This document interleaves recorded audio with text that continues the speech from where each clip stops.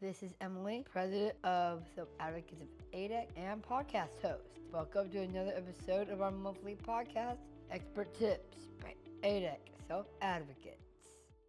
Hello, everybody, and welcome to Monstober on Disney Channel. Wait, this isn't Disney Channel, but welcome to another episode of Expert Tips by ADEC Self Advocates, Monstober edition. Because it is October after all, isn't it, Toby? It is. It is October. Yeah. Mm-hmm. Toby, how you doing? Hi, Emily. I'm fine. Thanks for having me. It's our pleasure. Thank you. And today we're going to be talking about maybe a little bit about Halloween, but also how support networks can ease our fears. So, what do you do? I'm the Vice President of Quality and Advocacy here at ADEC, and I make sure that everybody that gets served here understands what their rights are. I do investigations if there's any abuse or neglect. And I also do a lot of quality measures, like making sure that we are conforming to other standards that we have to follow. And when you say conform, you don't necessarily mean like conforming to society. You mean like conforming in a different way. I do. I think I mean more like following what the state's policies are, that we follow what the state says we have to do. Right, because a lot of the times there's there are some rules, there are some laws that we do got to follow. Exactly. That's exactly right. Yes. So would you consider yourself a support network? I think I could consider myself that. I think that the program that I supervise, and one of them is guardianship. I think that is definitely a support network. Support networks can be pretty much anybody in your life that you look towards to say, can you support me in learning about my finances? Or people at work, can you support me in learning how to be a problem solver? Yeah, I'd say so. So that's what a support network is. Mm-hmm. Mm-hmm. All right. What are different types of support networks you could have? Well, one, like I already said, was like people at work. Like my boss, the CEO, Chris Kingsley, he is my support network. And so are my coworkers. They help me do problem solving or help me through things here at work. I have family members at home that can help me through issues I have personally that are also considered a support network. And then I have friends that also are a support network. Maybe somebody from my church, maybe that comes over and maybe builds my shed for me. Or if I'm sick, maybe they'll go grocery shopping for me. That all is different types of support networks. Yeah, that's what I find to be really interesting.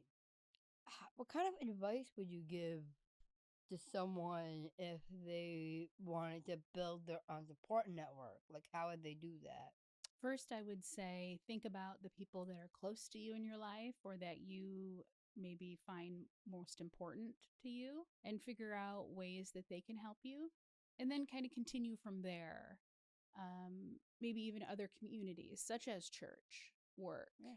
you know, other people in the community maybe that you interact with. What are ways that they can help you? It doesn't always have to be real personal things, it can be other things too, you know. Um, I think that's how you would build it. You would kind of start by looking at who's closest to you and what can they do for you. Yeah, because that makes sense. And sometimes, yeah, you could either like build it like yourself, by yourself as an island, or but sometimes you do gotta need those people around you so you don't feel like so paranoid and scared and looking over your shoulder. Like, Or feeling alone. yeah, Mm-hmm. like I feel like support networks can help with that. Oh, I absolutely agree. Yeah. They can make you feel like you're not alone and that you're not on an island by yourself. Yeah. Hmm. How do you think support networks help others with their mental health? Again, I think it's so you don't feel alone and to help with some anxieties and maybe in the community or if society, that support networks can help with that by making you feel like you're not by yourself. Maybe if you have trouble being out in the community, going to the grocery store, you can have somebody go with you. So maybe to help ease those anxieties. I think that's one example. Yeah, especially like if you're one of those people that can easily like accidentally like go after this like anything in the story, you get distracted and you're like, oh, I gotta have this, I gotta have that. Right, right. They could help keep you on task. Yeah, and hmm focus on making sure you're getting the right things and not necessarily the ones that you're craving in the moment. Oh, sure, like some junk foods, stuff Yeah, like that, right? yeah, Yes, they can help keep you on track. yeah. So support networks could probably also help with physical fitness. I would agree with that. How do you think they could help with that? Well, one thing I thought of is I have a friend that I like to go walking with, and she kind of keeps me accountable. Like every day, she texts me and says, "Hey, are you ready to go for a walk?" And I feel bad if I say no or I don't feel like it.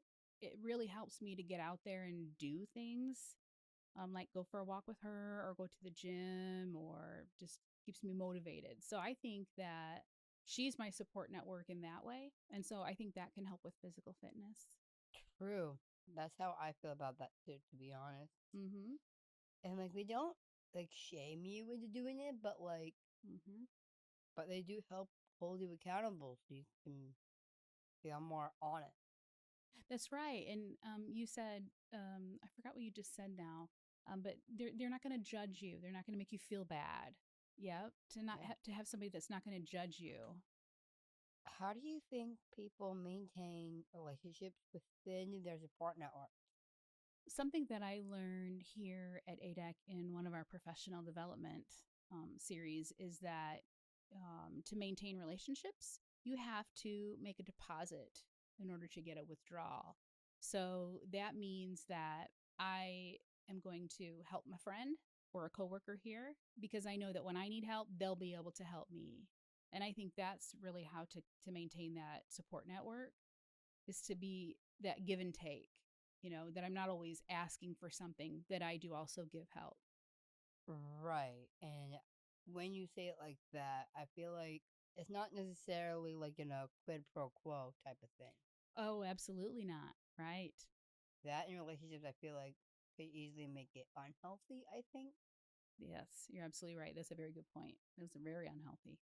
I just feel like it's unhealthy to put quid pro quo about it. Like, oh, if I do this, then you got to do this for me. hmm Yeah, that's definitely not what a support network relationship is about. Yeah. Do you think online communities might be considered support network?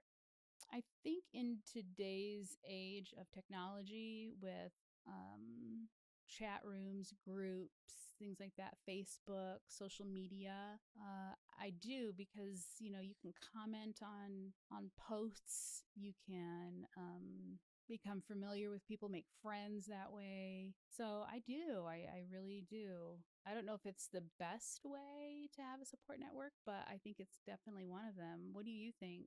I could see both the appeal and the danger of it. I What? could see how social media can be dangerous, Mm-hmm.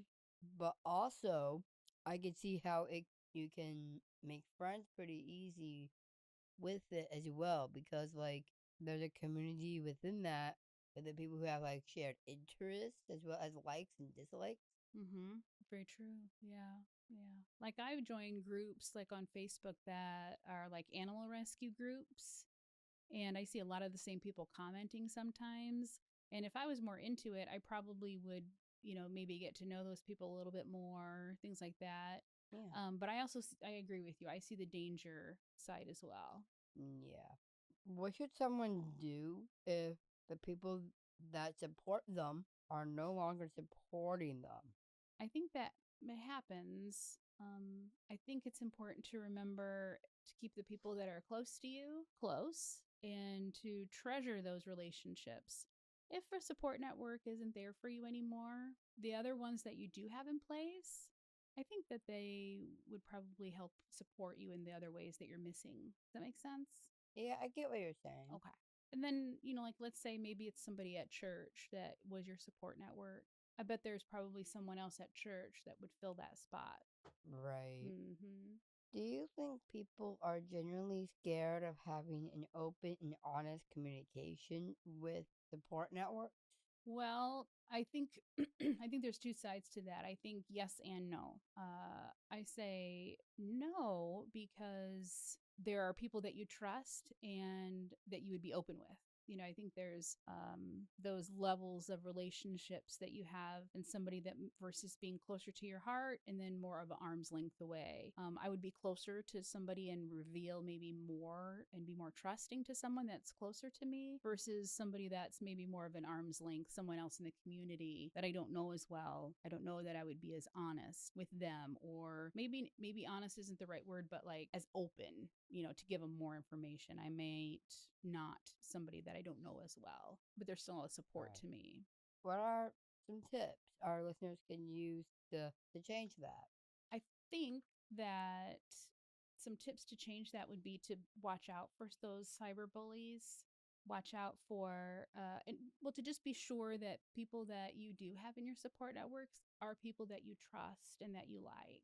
Yeah, that's some really personal things that you have to look at to say, do I have the right people around me? Right. Having the right people around you is really important. It is, because if there's somebody else in your life that's not a good influence, that might take you down the wrong path. Yeah. This has been Expert Tips Monstober Edition by ADEC Self Advocates. Thank you for listening. Thank you, Tobi, for coming on. Thank you so much, Emily. I appreciate it. And we're signing out. Thanks for tuning in and hearing from your neighbors with disabilities. Check out next month's podcast for a new guest and topic. I am Emily, host of Expert Tips by ADEC Self Advocates. See you next month.